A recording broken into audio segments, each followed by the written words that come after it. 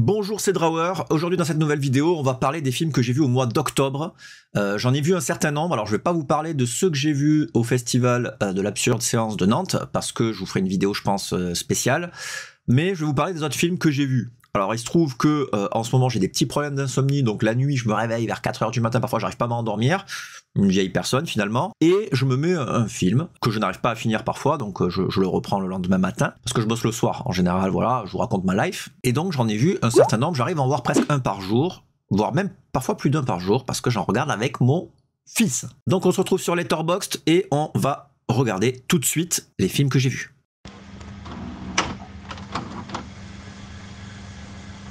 Donc voilà, on est sur Letterboxd. Mon Letterboxd saigne parce que j'aime l'horreur et je vous dirai pas comment j'ai fait, mais si tu cherches sur Google, tu pourras trouver comment faire saigner ton Letterboxd. J'ai vu Joker Folie à 2. J'ai trouvé effectivement que c'était pas ouf du tout. J'ai mis 2,5 parce que ça méritait pas quand même en dessous de la moyenne, faut pas non plus charrier. Le film est une comédie musicale avec Lady Gaga et le problème c'est que Lady Gaga, on la voit trop. Lady Gaga fait du Lady Gaga. Et c'est gênant, on voit pas Harley Quinn. La fin m'a un peu déçu, et puis voilà, l'ascension de Arthur Fleck était décevante. Le 1 est suffisant, en plus je l'ai vu en IMAX. L'IMAX n'apporte pas grand chose. Bref, pas incroyable, les chansons sont vraiment pas terribles. Mais il méritait pas ce flop quand même qu'il a eu, je trouve.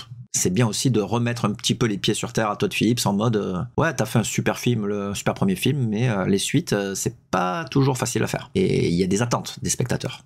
Fatalement. Ensuite, j'ai vu Dragon Ball Z Broly The Legendary Super Saiyan. Donc ça, c'est un film de Dragon Ball que j'ai vu étant petit et j'ai voulu le faire découvrir à mon fils. Broly est un personnage hyper bourrin et j'aime bien ce côté. Il est complètement soumis à son père, je crois, et avec une espèce de diadème qui lui permet d'être contrôlé. Mais quand il pète son diadème, il dégage après une force absolue et il va se battre contre Vegeta, Sangoku, Sangohan. Et Vegeta va avoir encore beaucoup trop d'ego, comme dans tous les DBZ. Il ne veut pas s'allier à Sangoku, il ne veut pas lui envoyer la force et tout, donc j'aime bien Vegeta, toujours le GOAT. Et même si c'est très court en termes de scénario, c'est un très très bon DBZ et ça tatane sévère. Donc j'aime beaucoup Broly, le personnage. Puis son chara design est vraiment fou, il a des pectoraux d'acier quoi. Un peu comme Chibo InShape. Non. J'ai vu aussi La Grande Bouffe. Donc La Grande Bouffe, c'est un film que j'ai regardé avec les copains, avec David et Adrien. Donc là encore, on vous laisse voir ça parce qu'on a beaucoup parlé de ce film, on a beaucoup entendu parler, comme quoi c'était un film hyper transgressif, un film qui marquait les esprits. Donc voilà, donc avec Marcello Mastroianni. J'avais jamais vu un film avec Mastroianni. Donc c'est un film de Marco Ferreri et il y a Michel Piccoli. Michel Piccoli qui est un immense acteur et dans ce film, il carie vraiment. Pour moi, il carie tout. Carie tout. C'est pas un animal du Québec. Hein. Bon, ça va, ta gueule. Donc en gros, c'est des gars qui se mettent à table et qui bouffent, ils font que bouffer, ils invitent des prostituées, et puis voilà, donc c'est un peu la décadence, ils mangent, ils boivent de l'alcool, et puis ils font du sesque, et ils font plus ou moins que ça, mais c'est pas si subversif que ça. C'est pas subversif que ce qu'on le dit. Alors à l'époque, en 73, quand c'est sorti, ça a très probablement choqué des gens. Et en plus, je pense qu'il était sorti à Cannes à ce moment-là. Donc évidemment, les gens de Cannes sont facilement choquables. Mais ouais, nous, on l'a vu aujourd'hui, donc en 2024. C'est à voir quand même. C'est très sympa, mais pas assez subversif. Ensuite, j'ai vu La Plateforme 2, donc la plateforme... J'avais beaucoup aimé le premier La Plateforme, d'ailleurs j'ai fait une vidéo.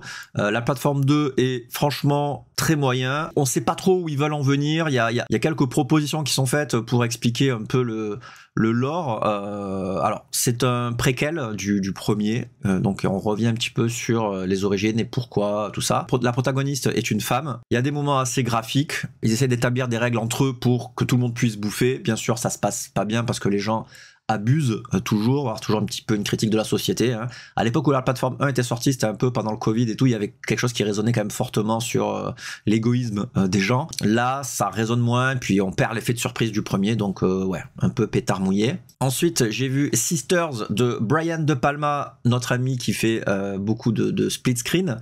Ce film est vraiment super. Donc l'histoire, c'est en gros une journaliste qui croit voir un meurtre depuis son appartement, donc ça fait très Hitchcock avec fenêtre sur cour. Et puis elle va essayer de mener son enquête parce que voilà, elle est journaliste et puis elle va appeler la police va lui dire oh mais ta gueule. Il se passe des choses, ils essayent de cacher un petit peu voilà. Il y a une, je veux pas vous trop vous en dévoiler parce que vous l'avez peut-être pas vu. L'affiche assez coquine. Regardez-le, c'est un très très très bon film. Moi je me suis régalé. Il y a des passages qui sont un petit peu body horror et l'actrice qui joue, donc c'est Margot Kidder, est une super actrice. On l'a vue dans Black Christmas, dans Halloween 2, puis je crois que c'est elle qui jouait Lois dans Clark. Non, Lois dans Clark, oui. C'est plutôt Clark dans Lois normalement. Dans Superman, elle jouait Lois Lane. Super actrice. Super film. Il y a Katy Perry qui chante I Kissed a Girl d'ailleurs. Relou, très relou. J'ai kiné là bientôt. Voilà, en plus il y a la musique de Bernard Herrmann qui a beaucoup travaillé avec Hitchcock, donc bah ouais, la référence à Hitchcock est tout à fait adéquate. Ambiance pesante pour un thriller vraiment efficace que je vous conseille chaleureusement. Ensuite j'ai vu Chien de la Casse, donc Chien de la Casse, film de Jean-Baptiste Durand. Qu'est-ce qu'il a fait Jean-Bas? Pas grand chose. Donc du coup c'est un film avec Raphaël Quenard qui a vraiment le vent en poupe, et Anthony Bajon que j'ai vu aussi dans d'autres films, notamment film de Fabrice Duvels. Bref, j'y reviendrai peut-être. C'est un film qui se passe dans le sud de la France, pas très loin de chez moi, donc c'est marrant de les voir dans un village, et en gros c'est des petites kairas de village, et Raphaël Quenard a un personnage hyper relou qui est très proche du personnage d'Anthony Bajon. Il a un chien qui s'appelle Malabar, je crois, et d'ailleurs dedans il y a une espèce de virlangue qui moi il me fait marrer, que j'utilise dans mes cours d'impro parce que je suis prof de théâtre. Il dit c'est la balababar, c'est la babala malabar, c'est la balababar, c'est la babala malabar. Essayez de le répéter chez vous, vous allez voir, c'est pas si facile que ça. C'est tout ce que j'ai retenu du film. Non. Et un truc que j'ai retenu aussi, c'est qu'il y a un gars qui me fait beaucoup rire, qui est sur TikTok et qui fait des vidéos où je sais plus comment il s'appelle, putain. C'est Nicolux. Regardez, il a fait une vidéo apparemment. Bonjour à tous les téléspectateurs et bienvenue dans cette émission cinéma. Aujourd'hui, on est là pour parler du film Chien de la Casse qui va sortir le 19 avril avec à ma gauche Raphaël Quenard. Bonjour. Et le réalisateur Jean-Baptiste Duglan. Bonjour. Je viens de voir le film, il est super, c'est pas ça la question. Mais je vois que j'ai été copieusement coupé au montage. Qu'est-ce que t'as à répondre à ça, Jean-Baptiste? J'ai fait un film en fait, j'ai pas fait un documentaire sur la malbouffe. Je comprends pas là. Qu'est-ce que t'as? T'es grossophobe? À quelle heure t'es grossophobe? T'as un bec de lièvre. Ouais, c'est quoi le rapport? Le rapport, c'est que nous, on peut être bec de lièvrophobe, mais toi, tu vas pas commencer à être phobe de quoi que ce soit. Hein. Je t'ai pas demandé de me défendre. C'est pas parce que t'as un rôle au cinéma que tu dois te prendre pour Jim Carrey. Ouais, en plus, avec tes cheveux, on dirait qu'il y a 3 clochards qui t'ont pissé dessus là. C'est moi, je vais te pisser dessus. Vas-y, pisse-moi dessus là. Ah ouais. Pisse-moi dessus. En plus, je suis même pas gros. À la limite, j'ai peut-être un embonpoint, mais c'est tout quoi. Donc voilà, donc Nicolux c'est un gars qui est hyper drôle, moi j'adore, et il fait souvent des blagues sur son poids, il a beaucoup d'autodérision, mais il a des punchlines de dingue. Bon bref, il est dans le film Chien de la Casse, on le voit très peu effectivement, il est vraiment sur un banc, il parle même pas.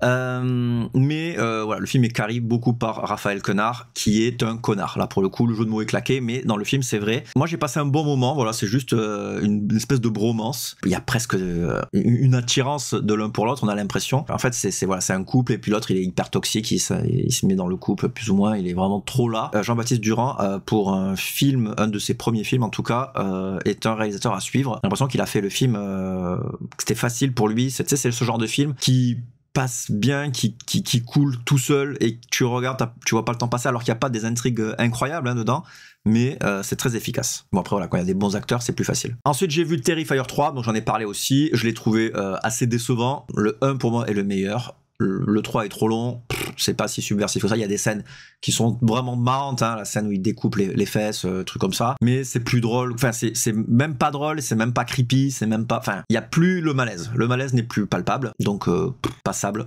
Bonsoir, un petit mot sur Terrifier.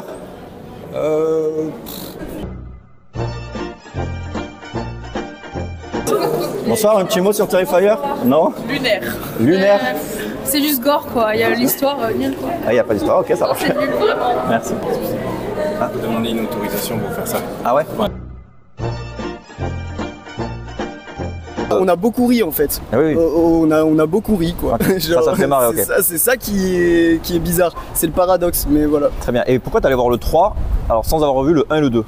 Bah en vrai je vais voir pas mal de films, je suis en études de cinéma, je suis en 3e année de cinéma, du coup voilà. Après curieux, généralement je veux pas voir les films d'horreur, mais là c'était un film moins de 18 ans, ça faisait 18 ans en France justement, je crois qu'il n'y avait pas eu un film interdit aux moins de 18 ans. Bien bonsoir, qu'avez-vous pensé de Terrifier 3?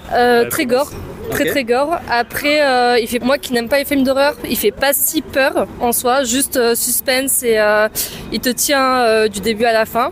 Un peu déçu de la fin. Mais par contre très gore vraiment. Et pourquoi vous êtes allé le voir si vous aimez pas les films d'horreur? Pour vous faire plaisir. Ah, alors c'est vous le grand fan de films d'horreur? Pas vraiment un grand fan, je regardais le 2 il y a pas longtemps, et je voulais voir le 3 parce que ça faisait longtemps qu'il n'y avait pas un film moins de 18 ans qui était au cinéma. Et oui. Je voulais essayer, et voilà, mais comme elle, il est très gore, le film est bien, mais la fin un peu décevante, un peu simple pour justement qu'il y ait un 4. Bonsoir. Bonsoir. Donc tu as vu Terrifier 3? Oui, c'est ça. Alors qu'est-ce que tu peux nous en dire? J'ai été traumatisée, hein. Franchement, j'ai vraiment été traumatisée. J'étais dans les bras de mon copain toute la séance. J'en ai fait des cauchemars la nuit. Et pourquoi t'es allé le voir? T'aimes bien les films d'horreur déjà de base? Oui, ça va, j'aime bien, mais lui il était vraiment super traumatisant. Mais en fait, comparé à Smile 2, je trouvais que ça passait. Enfin, c'était mieux. Ah, c'était mieux Smile 2 ou c'était mieux Terrifier? C'était moins glauque Terrifier que Smile 2. Ah, moins glauque Terrifier? Oui, je trouve. Ah, okay. Smile 2, j'ai été vraiment encore plus traumatisée. Ah ouais, d'accord, ok. Et pourquoi t'es allé voir Terrifier? Parce que mon copain il m'a motivé, mais bon. Toi, t'étais pas trop motivé? Non. C'est quoi ton film d'horreur préféré? Ou ton style? J'aime bien Ghostface. Je sais plus c'est quoi le. Ah, Scream. Ouais, voilà, Scream, voilà. J'ai beaucoup aimé Terrifier 3. Le seul hic, c'est vraiment le moins 18 qui est pas justifié parce qu'il est vraiment aussi gore que le 2. Ah oui, la scène de la douche. La scène de fesses. C'est pour ça qu'il y a eu un moins de 18 ans, parce qu'il y a une scène de fesses. Tiens, bonsoir, mais je vous connais. Peut-être un peu. Je reconnais ton visage. C'est quoi votre prénom? Lucas. Non, ça me dit rien. Le personnage de Hearts, joué par David Thornton Howard. Oh là là, mais tu t'y connais de ouf. T'as vu ça, mais je suis... T'as bien bossé ton sujet. Je bosse de ouf mon sujet. Le personnage est super et l'interprétation de l'acteur, elle est vraiment extraordinaire. Il arrive à en faire une vraie icône de cinéma d'horreur comme on n'en a pas eu depuis vachement longtemps, je trouve. Donc j'ai vu Punch Drunk Love de Paul Thomas Anderson avec Adam Sandler. Donc Paul Thomas Anderson, si vous ne connaissez pas, il a fait des films comme There Will Be Blood, Licorice Pizza, Magnolia, qui pour moi est le meilleur. Inherent Vice, vraiment de la merde, mais Magnolia, There Will Be Blood, vraiment trop bien. Punch Drunk Love, j'en avais pas mal entendu parler, donc c'est une espèce de comédie romantique avec un Adam Sandler vraiment intéressant, parce que quand Adam Sandler veut faire de l'humour dans les films, je l'aime pas.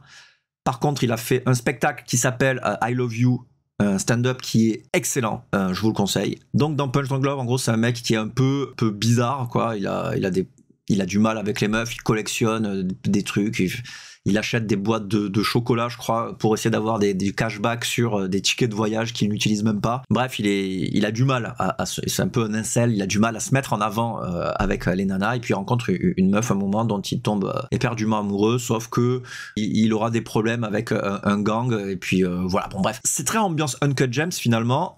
Si vous n'avez pas vu Uncut Gems avec Adam Sandler aussi, c'est génial. Mais dans celui-là, c'est un petit peu moins stressant, mais on s'approche de quelque chose. Mais en tout cas, c'est le traitement d'une relation amoureuse qui est tout à fait atypique. Et pour le coup, j'ai passé un très bon moment. Donc, je le conseille. J'ai vu ensuite Freeze Me. Alors, Freeze Me est un film dont j'ai entendu parler par Az, qui m'a dit qu'il était très cool. Donc, je l'ai regardé. Et j'avais vraiment envie d'aimer le film. Alors, le film est un rape and revenge japonais où une nana tue des gens et les congèle parce que voilà, c'est souvent des mecs qui la maltraitent. Outre le fait qu'elle a été violée, elle se fait maltraiter par ses agresseurs qui reviennent la voir dans son appartement. Donc c'est un huis clos, très très très petit huis clos parce que c'est les petits appartements japonais.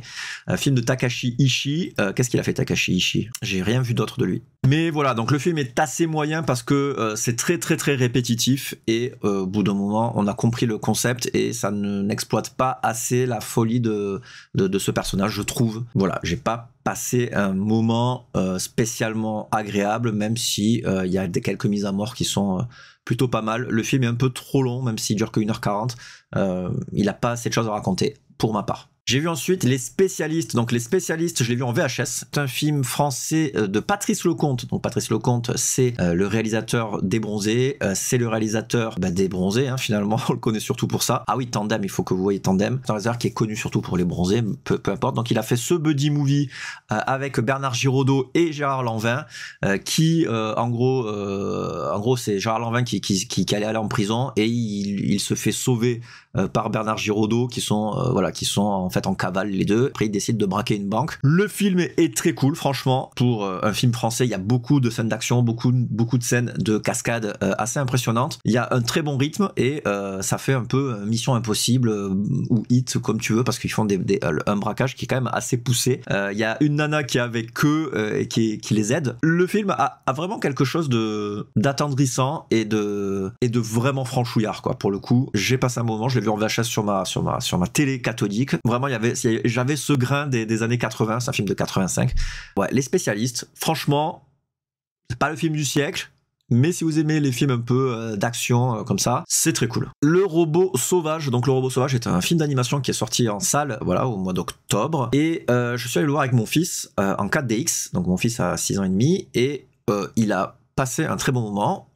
Moi aussi, on l'a vu en 4DX, et donc c'est les sièges qui bougent, voilà, un peu l'eau dans la gueule, le vent, tout ça. Franchement, ça marche très bien. Je suis pas très friand de la 4DX en général, mais là, je trouvais que ça fonctionnait plutôt pas mal. Je suis allé voir Expendables en 4DX, c'était vraiment de la merde. Bon, après Expendables 4 était déjà de la merde. Ce film-là, donc le Robot Sauvage, The Wild Robot, est un film où il y a un robot qui se retrouve en gros sur une espèce d'île et il est échoué. C'est un robot qui est là pour aider les humains à faire des trucs, et en gros, il est programmé pour avoir des missions, et là il récupère un espèce de petit canard et il va devoir s'en occuper parce que c'est sa mission. Et il y a un renard qui est avec lui, qui a un peu plus le côté le bad renard, le bad fox un peu du groupe, et donc il va y avoir un trio, et puis donc le robot va devoir faire face à ce métier de mère de père qu'il va improviser, et va essayer d'avoir ce truc d'émancipation pour que l'oiseau puisse partir en migration. Donc voilà, donc pour les enfants c'est une belle aventure parce que voilà, il y a ce truc très Wall-E quoi qui ressort du film. Pour les adultes, c'est un peu voir leurs enfants quitter le nid littéralement. C'est émouvant de voir toujours un peu ce truc de nos enfants vont quitter la maison un jour, on est tellement attachés à nos enfants. L'idée de les voir partir de la maison, ça fait de la peine, même si ça fait partie de l'ordre des choses évidemment. C'est émouvant de voir des enfants s'épanouir et grandir et évoluer.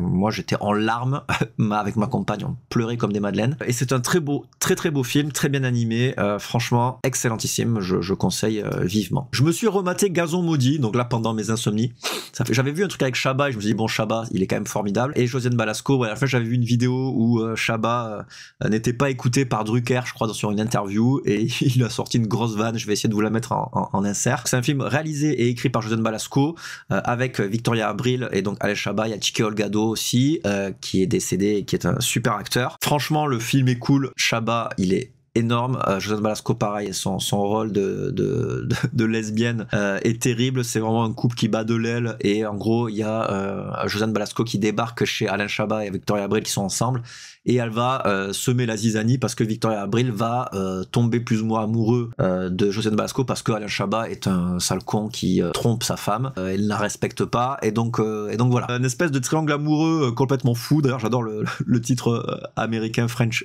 Twist, qui a rien à voir avec Gazon Maudit, mais c'est une comédie française culte qui a énormément marché à sa sortie en 95. Si vous ne l'avez pas vu, ça vaut le coup d'œil, ça reste quand même très théâtral, et ça fait très comédie de boulevard, c'est vraiment sympa. Allez, je mets en pause parce que je dois aller chez le kiné.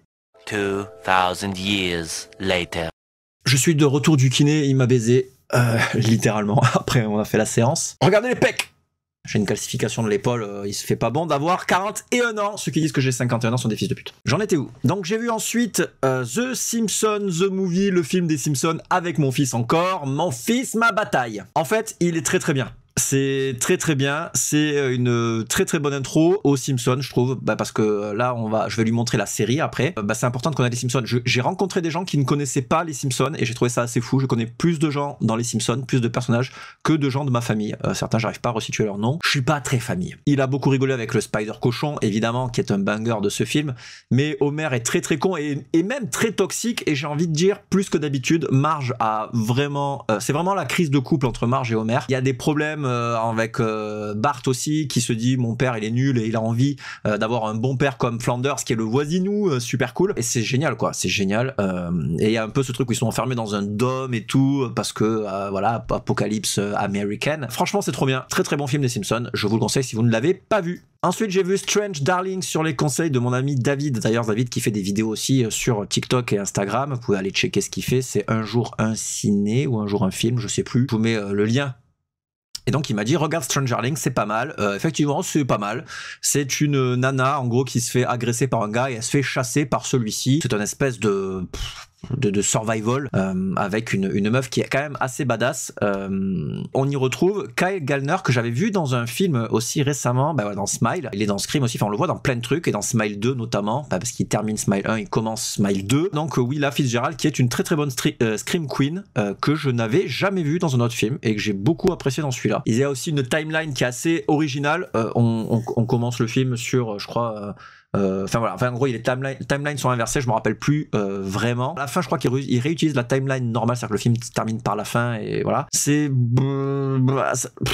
Je sais pas, en fait, je suis assez mitigé sur la timeline. En tout cas, le film reste appréciable. Voilà, c'est pas non plus le film de l'année. J'ai vu Smile 2 et j'en parle dans le podcast Sans Visage très prochainement. On revient sur la saga complète de Smile. Le film est vraiment moins bien que le premier, même si Naomi Scott est incroyable. On est un peu sur ce délire de trap où il y a une pop star comme ça qui est un peu persécutée. Bon là, elle n'est pas persécutée dans Trap, mais il y a une pop star quoi. Et le bestiaire reprend celui du 1, sauf que dans celui-là, bon il y a vraiment un truc sur les dépendances à la drogue et tout ça. Elle boit de l'eau, beaucoup d'eau, et c'est une pub d'ailleurs pour la marque d'eau que je vais pas citer parce que c'est pas une marque d'eau qu'on voit beaucoup en France, ou alors en tout cas moi j'avais pas beaucoup vu. La Sky Riley est aussi une chanteuse voilà qui est dans la vraie vie, on peut écouter ses sons, il y a des sons qui sont pas trop mal d'ailleurs. On voit aussi Ray Nicholson qui est le fils de Jack Nicholson avec son sourire, il a le même que celui de son père, voilà, c'est assez marrant, c'est sympa, voilà, le film est sympa. Moi j'avais vécu une séance un peu merdique parce que quand on va voir ce genre de film à 22h au Gaumont en VF, il y a toujours des trous du cul